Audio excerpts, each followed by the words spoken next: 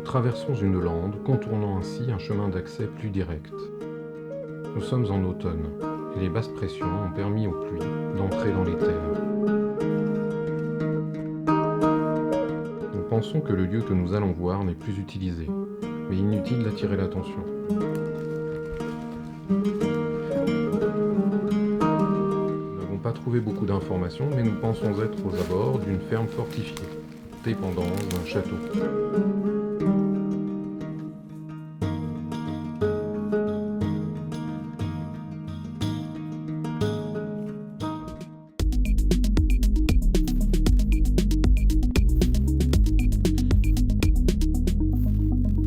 Pour le moment, aucun bruit en provenance du château, tout proche. Nous pouvons poursuivre notre progression. Il est temps de s'équiper de la caméra et d'essayer d'accéder par la porte à cet endroit colonisé par les ronces. Un petit aperçu pour vous, mais sans les épines.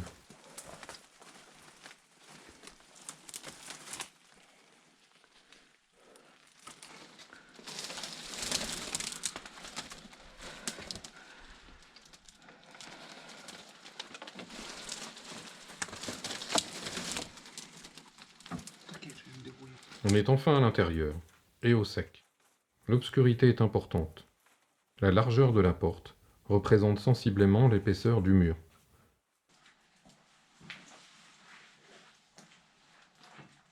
Très rapidement, nous trouvons un mélange de livres et d'objets français et anglais.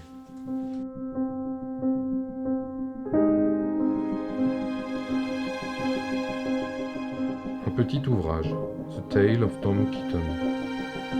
Et là, un livre de Victor Hugo.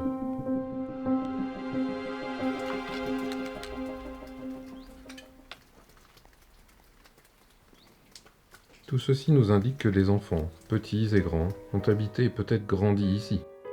La suite de l'explo va nous donner raison. Sérieux. En allant vers la pièce où se tiendrait le piano, je tombe sur un vieux lit pliant d'enfant.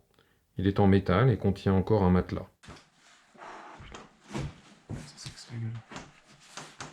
Un lit d'enfant.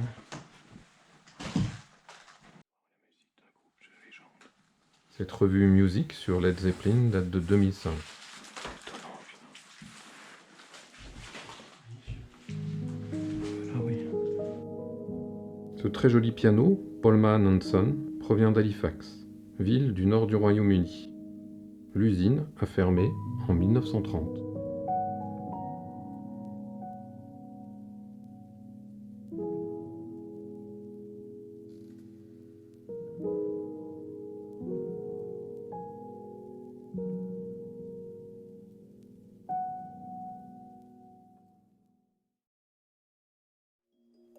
Dans la même pièce, nous trouvons une alimentation électrique Marklin, ainsi qu'un beau presse-papier Carphone Group, représentant un cavalier sur sa monture. Mais allons découvrir d'autres pièces. C'est si grand.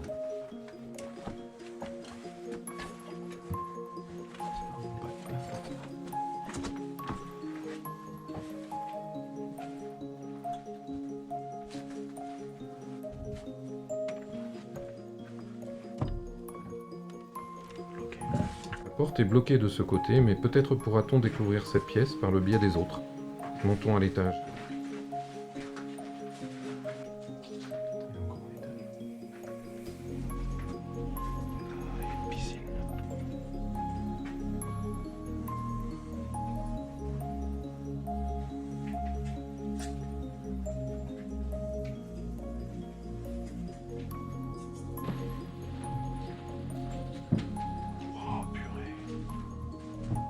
De ce côté, la grande chambre a subi des dégâts par des infiltrations. Une partie du plafond s'est effondrée.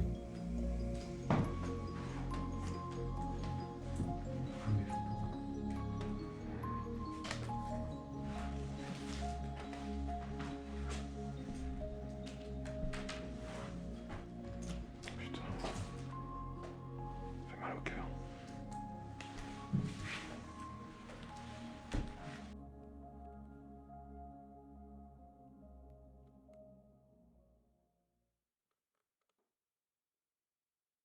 Dans cette aile se trouvaient les chambres des enfants.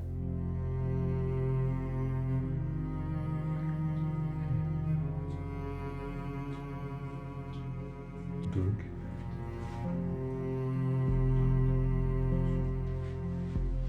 Une petite vue couleur de champ. Un moulage de mâchoire de l'une des deux filles.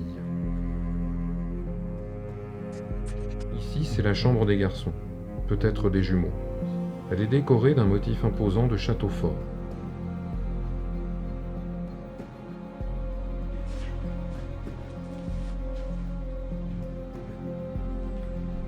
Tu peux mettre un petit par là, c'est bon.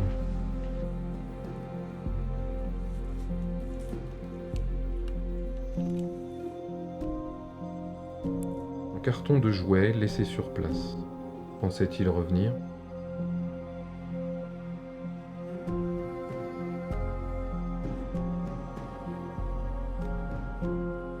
Visiblement, le papa barbu ne faisait pas l'unanimité. Quel message peut se cacher dans ces créations enfantines ? La vue depuis le balcon devait être bien agréable à l'époque. La piscine au loin vous tendait les bras, il n'y avait que quelques marches à franchir pour la rejoindre. Oh,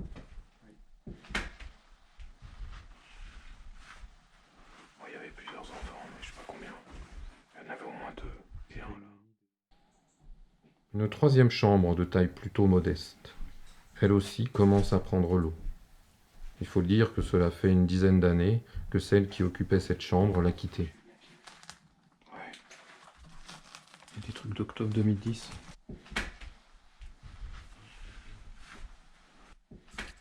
On voit ici une bibliothèque partagée par toute la famille dans un espace du couloir.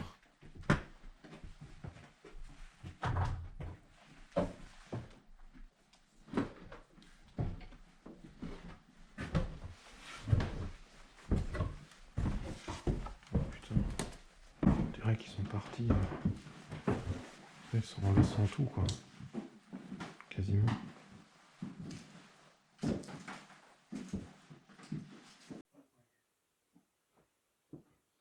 Nous voici maintenant dans la salle de vie et de rencontre de la maison. Très dégradée, elle aussi. Et ce que vous ne voyez pas sur ce plan va apparaître pour vous maintenant. Une magnifique fresque mythologique, mais difficile à dater. Peut-être du XVIe ou du XVIIe siècle. Elle orne la monumentale cheminée. Il s'agit sans doute d'une représentation de Céphale et Procris, dont voici quelques illustrations, au travers d'un dessin tout d'abord, et d'une peinture, de Paul Véronèse.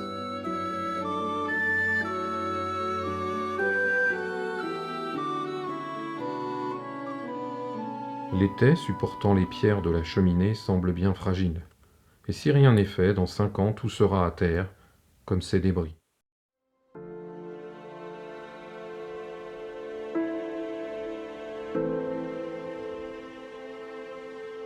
Prenons l'air un moment et rejoignons cette piscine, aperçue tout à l'heure.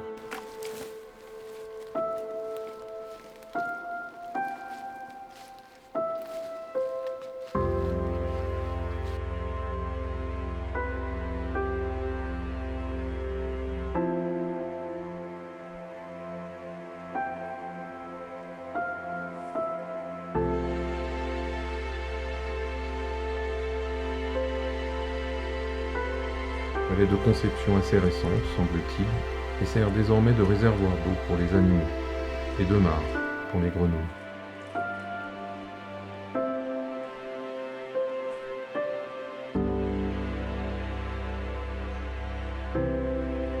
Voici le panorama des bâtiments, vu depuis la cour.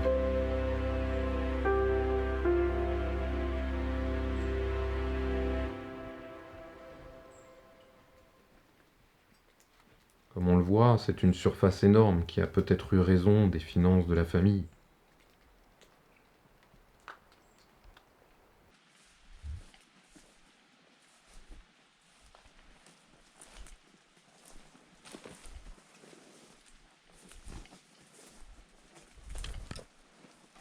Une rénovation semble avoir débuté, comme en témoignent ces gaines bleues, mais s'est achevée rapidement devant l'ampleur des travaux. Servi d'écurie. Je sais pas combien de temps.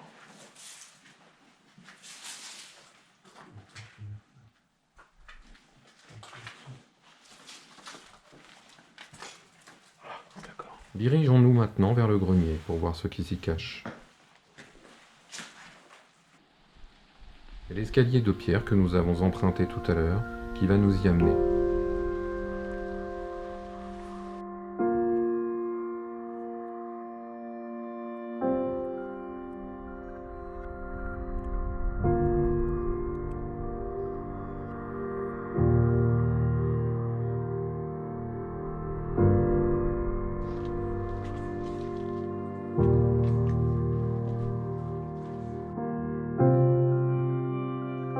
Même si des seaux et autres récipients ont été répartis sur la surface, les portions de toiture sont à l'air libre.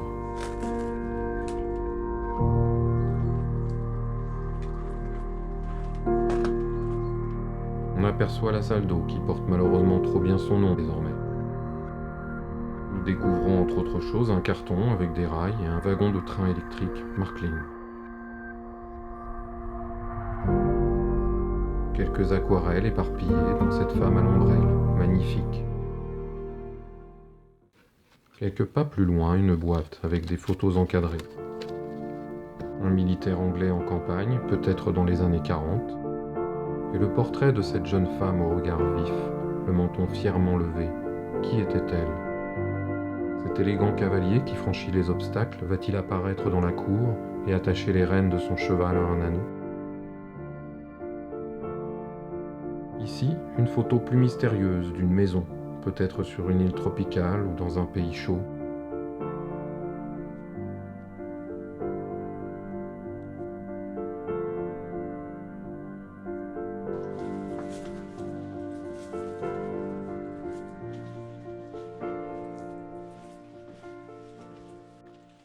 Un pied qui rencontre une ronce récalcitrante et c'est la petite gamelle assurée en sortant. C'est ta punition.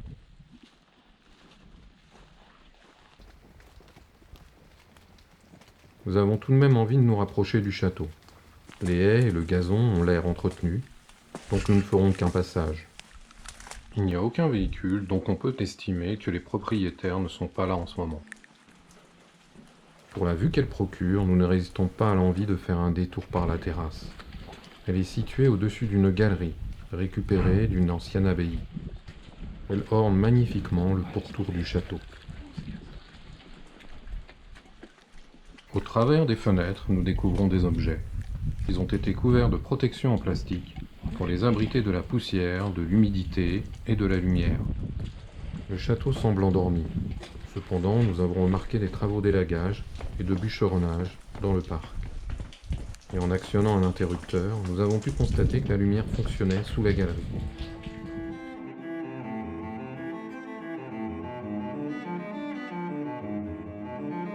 Il est temps de partir, de laisser ce beau château et sa dépendance dans le frimas de l'automne.